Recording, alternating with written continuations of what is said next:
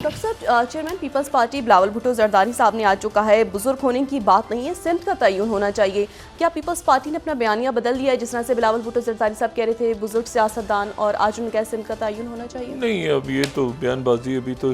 पता नहीं कि कौन इलेक्शंस में कहाँ से खड़ा हो रहा है और किसके मुकाबले पे खड़ा हो रहा है। और जरदारी साहब ख़ुद भी शायद अभी तक उन्होंने अपने आप को रखा है, वो भी मैदान में है, और बिलावल साहब भी हैं और नवाज शरीफ साहब भी हैं। और नवाज शरीफ साहब का यकीनन उससे पहले देखें तकरीबन 66 दिन रह गए। अब 66-67 डेज़ के बाद हमें इल्म हो जाएगा कि नवाज शरीफ साहब मुल्क के वज़ीर आज़म हैं। नवाज शरीफ साहब को ही असल में तो जो ख़ुद मुस्लिम लीग नून के ज़राए कह रहे हैं कि वो 2/3 अक्सरियत या सादा अक्सरियत तो कम से कम, तो उसमें जो है वो मतलब उनको हो जाना चाहिए। आज तो इलेक्शंस के हल्का बंदियाँ भी आ गई और जो है वो तैयारियां भी शुरू हो गई हैं सारी, और सब कुछ शुरू हो गया है। हाँ, ये कानूनी मसाइल कुछ हैं दरमियान में। अभी तक जैसे साइफ़र का मामला शुरू नहीं हो सका आज, अब फ़र्द जुर्म कब आयद होगी, कब होगा, लेकिन नैब के रेफरेंस दायर हो गए। 190 मिलियन पाउंड का जो अलकादिर का इशू है, अलकादिर ट्रस्ट, वो नैब के केसेस बनना शुरू हो गए। कल देखें कि कौन मुंतखब होता है चेयरमैन तहरीक इंसाफ, और वो जो चेयरमैन होगा तहरीक इंसाफ का, ये मैं जो रहनुमा हैं उनसे मेरी बात हुई है, जो कि कुछ ऐसे लोग जो वकला भी हैं और ज़ाहिर ऑन एयर बात नहीं कर रहे वो, लेकिन यह है कि वो जो भी होगा वो मुकम्मल ताकत के साथ होगा। वही जानता है कि वो आर्जी तौर पे और चंद दिनों के लिए नहीं होगा, वो मुकम्मल तौर पे आएगा और वो अपने इख्तियारात इस्तेमाल करेगा, वो जो भी शख्स होगा। और वो ऐसे नहीं होगा कि वो हर बात जो है वो, अगर वो पूछ के भी आएगा तो मतलब इनका मैं नहीं जानता कि क्या, मैं उसमें कोई बात नहीं करना चाह रहा, लेकिन वो ये कहेगा कि मुझे सारे इख्तियारात जो हैं वो मेरे पास मौजूद हैं और मुझे दे दिए। चेयरमैन साहब ने कहा कि मैं हर बात पूछने तो उनसे नहीं जा सकता। तो फिर जो भी चेयरमैन तहरीक इंसाफ, पहले तो देखते हैं ना शख्सियत कौन सी आती है, तो उसके बाद फिर हम उस पर तज्जिया कर सकेंगे। तो कल गालिबन ये इलेक्शन है। तो बाकी जो है वो ये है कि एक बहुत बड़ा अभी तक अगर आज तक के मामलात को देखा जाए तो ऐसा लगता है कि एक जो बड़ी जंग है, मैं बहुत हमेशा ही बात कहता हूँ कि एक बहुत बड़ी जंग है जो कि जिसके मुख्तलिफ महाज अचानक जो है वो खुलते जा रहे हैं, मज़ीद खुलते जा रहे हैं, कोई महाज उसका ख़त्म नहीं हो रहा। और आज जो है वो जंग बंदी ख़त्म हो गई अचानक। उसका तवक्को ये थी कि 1 या 2 रोज़ तक वो आगे बढ़ जाएगा वक्त। 1 हफ़्ता चला है तो 2 दिन, 3 दिन, 4 दिन, 5 दिन। सेक्रेटरी ब्लिंकन थे वहाँ पे तल अवीव में,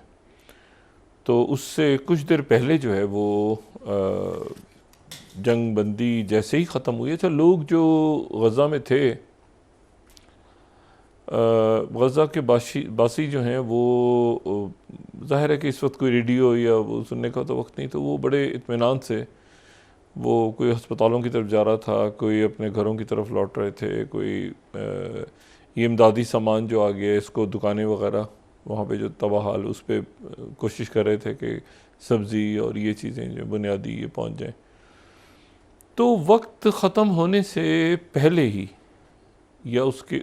एन शायद बिल्कुल आप कहें कि वही जो लम्हात हैं, उन पे इसराइली तैयारों ने बमबारी शुरू की, और वो बमबारी इतनी शदीद थी कि उसमें एक तो मौका नहीं मिला बच्चों को, औरतों को, लोगों को इधर उधर भागने का, अपनी जान बचाने का। और वो जान बचाते भी तो, लेकिन वो उसके नतीजे में इमारतें गिरी और बहुत शदीद आज जो है वो बमबारी हुई। और उसमें मुझे नहीं पता कि फास्फोरस इस्तेमाल हुआ है, क्या हुआ है, लेकिन बहुत ज़्यादा इतनी शदीद थी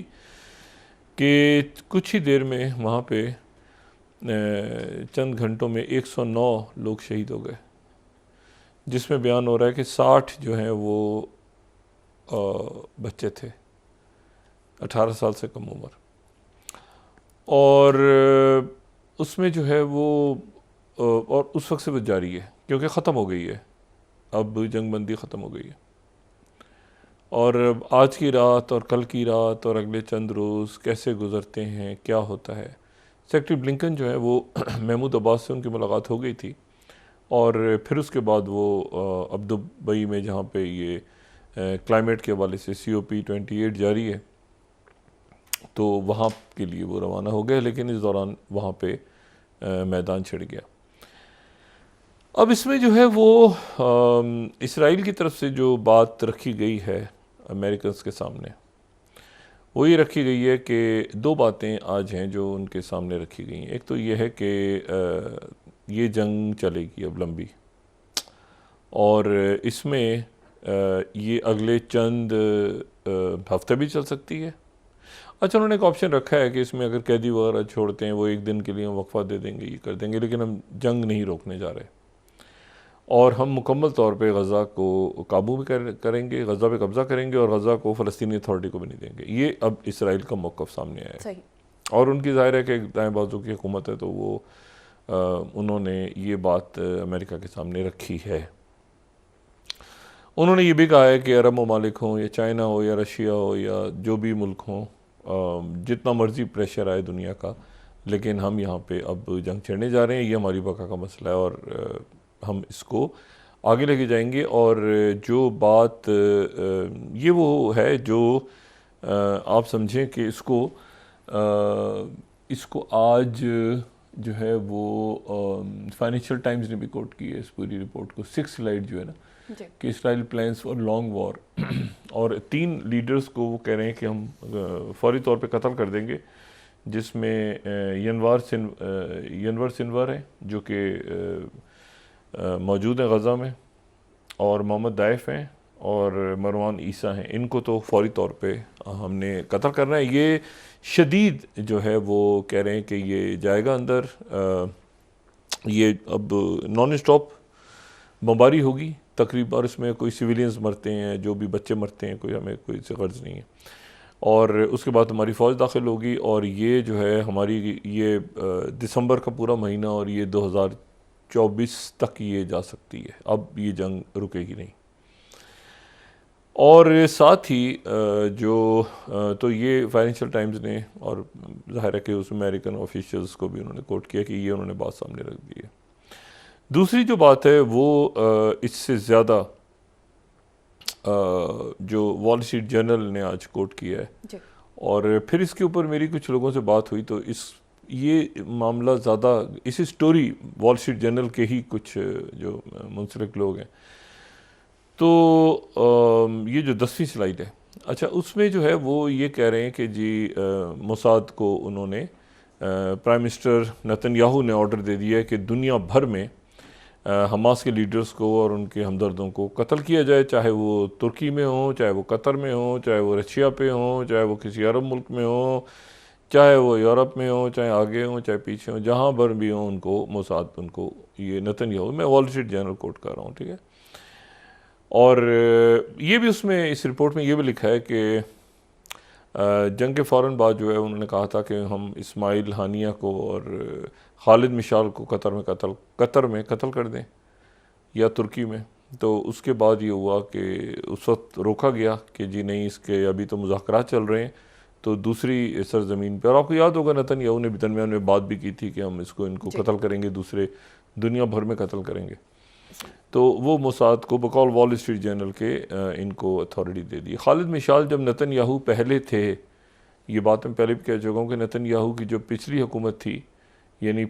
ज़ाहिर है कई दफ़ा रहे हैं, लेकिन एक पिछली हुकूमत में नेतन्याहू ने खालिद मिशाल को जहर दे दिया था मोसाद के एजेंट्स ने, और जब वो उर्दन में थे, और उर्दन में उनको जहर दिया था, और उसके बाद उर्दन के शाह हुसैन ने, ये किस्सा मैं पहले भी सुना चुका हूँ, लेकिन खालिद मिशाल के हवाले से मैं याद दिला दूँ कि वही नेतन्याहू, वही खालिद मिशाल। तो उसके बाद वो पकड़े गए थे लोग, और जहर जो है वो उनके कान में दो ड्रॉप्स जो सुबह ही टहल रहे थे तो सामने से 2 लोग आए थे, उनके कान में वो टच करते हुए निकल गए थे, उसमें पॉइजन था। खालिद मिशाल हॉस्पिटल में एडमिट हो गए थे, और खालिद मिशाल का फिर शाह हुसैन जो है उन्होंने कहा था कि इनको इनका जो एंटीडोट है फौरी तौर पर नेतन्याहू ने जाके फिर माफ़ी मांगी थी शाह हुसैन से और उर्दन के शाह हुसैन, और उसके बाद ये हुआ था कि वो आईसीयू में चले गए थे और फिर उसके बाद उनको वहाँ से ले जाया गया था। और उन्होंने कहा था कि इसके बाद जो है मतलब मैं यहाँ यहीं पे खड़े खड़े जो है मोसाद के एजेंट्स को गोलियों से मरा देंगे, ये जॉर्डन ने कहा था। अच्छा, अब इसका जो जवाब है, ये बात तो ये हो गई, जंग छिड़ गई और ये बड़ी बदमज़गी हुई। ज़ाहिर है कि कशीदा बहुत खूबसूरत ये इज्तिमा था और बड़ा अहम था, ये जो दुबई में हो रहा है ना क्लाइमेट के हवाले से। देखें, दुनिया भर में कहत, ये कोई 1.5 डिग्री टेम्परेचर जो है ये बढ़ गया है पिछले जब से सनती इनकलाब शुरू हुआ है, और उसमें कहत, सैलाब, ज़लज़ले और यानी आप देखें कि ऐसे गैर मुतवक्किल वाक़यात, आग लग जाती है जंगलों के अंदर, यानी लंदन जैसे शहर में, ऑस्ट्रेलिया में, यूरोप के अंदर आग लगी होती है। ये वो इलाके हैं जो कहते थे कि गर्मियों में वहाँ जा रहे हैं गर्मियाँ गुजारने के लिए, वहाँ इस कदर गर्मी है कि जंगलों में वाइल्ड फायर हो। तो अब ये क्लाइमेट के हवाले से ज़ाहिर है कि ये बड़ी इम्पोर्टेंट समिट थी। इसमें पाकिस्तान के निगरान वज़ीर आज़म भी थे, इसमें किंग चार्ल्स भी थे, इसमें इंडियन प्राइम मिनिस्टर भी थे, इसमें काफ़ी वहाँ पे शख्सियात थी। तो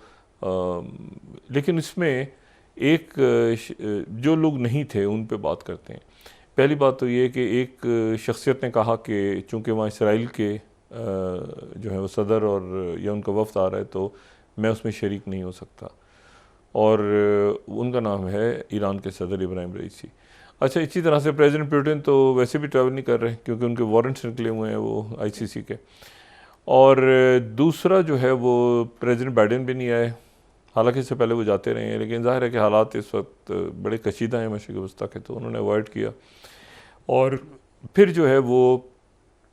शी जिनपिंग वो भी नहीं आए, चाइना के प्रीमियर। तो लेकिन जो जिन्होंने इनकार किया आने से वो और फिर उसके बाद ये हुआ कि फिर उनका जो बाकी डेलीगेशन गया हुआ था वो भी ईरान का वहाँ से उठ के चला गया, क्योंकि ये जब जंग शुरू हुई तो उसके बाद फिर बैठना लोगों का वहाँ पे,